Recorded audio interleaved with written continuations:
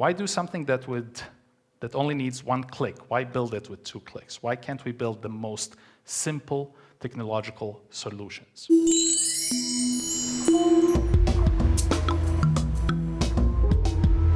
Inspire change. Thank you, Ali, for that amazing introduction. You forgot to mention my best personal traits. I have 3. I'm greedy, and I'm lazy, and I'm incredibly stubborn.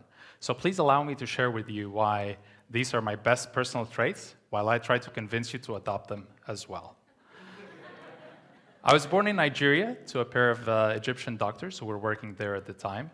Life was fantastic. You know, the jungle truly was my playground. This all changed when I was 5, and my dad was killed in a car robbery. I'm at peace with it, but it has taught me that life can change in a heartbeat, and nothing is permanent.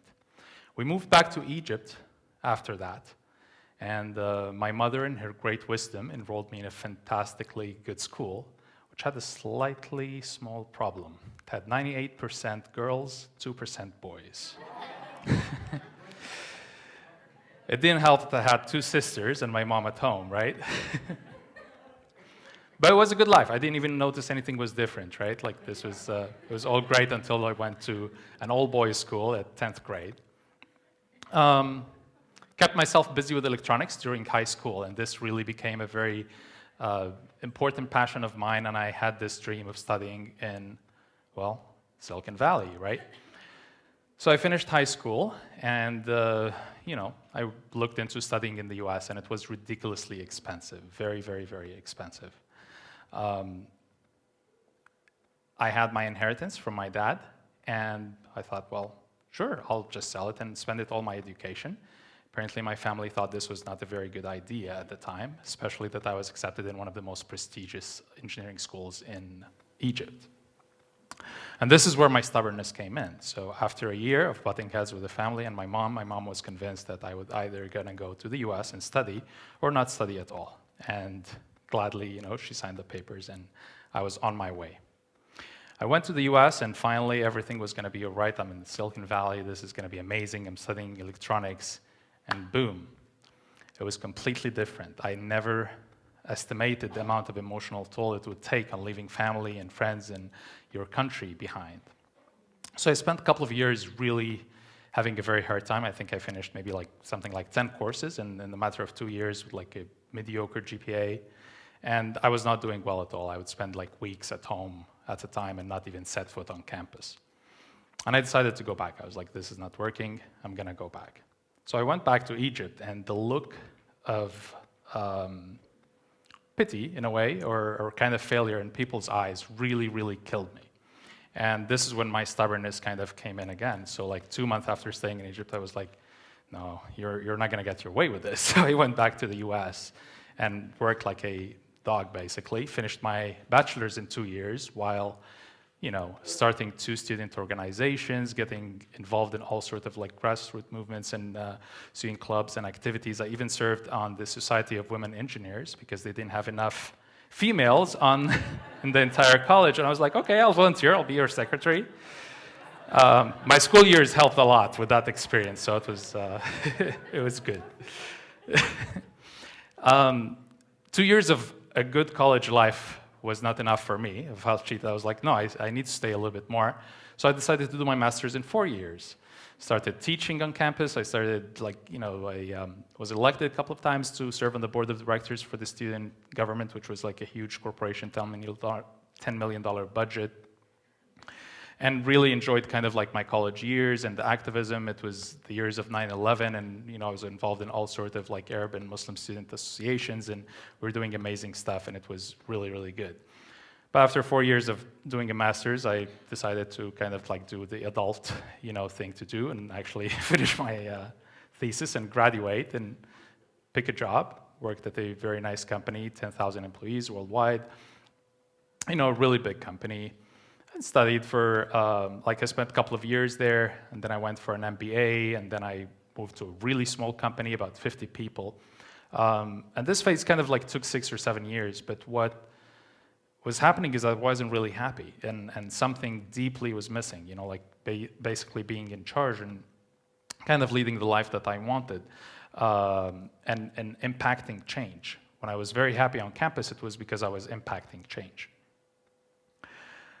And, you know, the revolution happened in Egypt, and this is when it really became very, very personal, and I was like just dying to go back home. And the more and more I talk to people, everybody's advising me, no, don't come back, you know, even people that I trust very much. And of course, this stubborn guy in me is like, everybody's saying, you know, must be a really good idea, right? So I went back. My cousins picked me up from the airport. One was, you know, they all had a bet like how long I was gonna last, you know, 1 month, 3 months, 6 months. And it's not very easy being in Egypt, and it's not very easy to obviously start a business. Although the business opportunities are plenty, it is a perfect playland for entrepreneurs. Pick what you want to fix, what you want to improve, and you're going to find it. Any sector. Whatever your experience is, there is something to fix in Egypt. This is the way to go. Thank you. So in talking more with people, specifically my cousins, they had like fruit orchards, they had a business of, you know, sizable income. And they kept all their financials by pen and paper.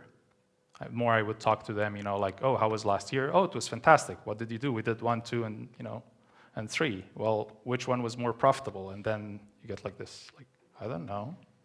Everything was okay. It's like, what are you going to do next year? Oh, we're going to plant 1, 2, and 3.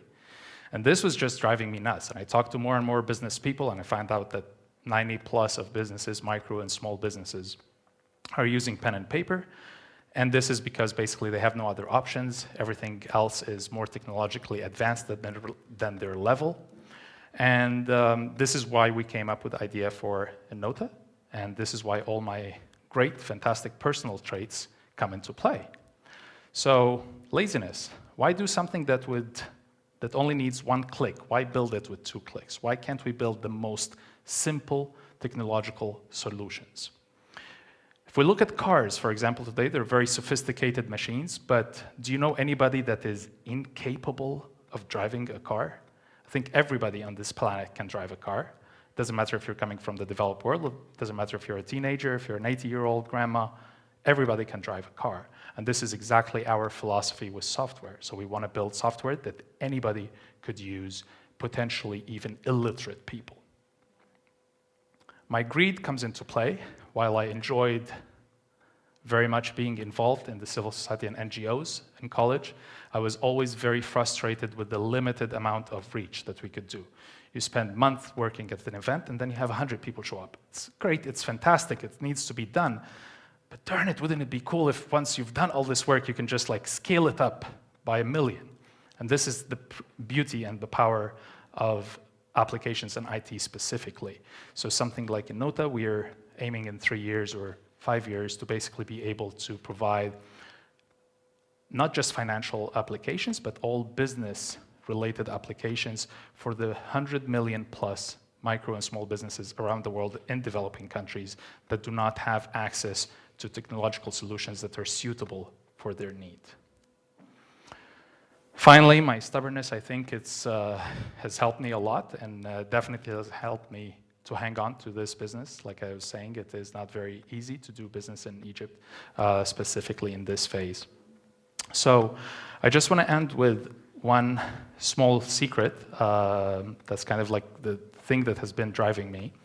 And it's just a simple concept. If you have any choice in life, you know, whether to do something or not, unless you have a very, very clear reason why you should not do it, you really should do it, even if you don't know what it's going to entail, because this is going to open up your experiences, and it's going to teach you something new, and it's going to make you grow, because you're not going to grow any other way. So thank you very much for your attention.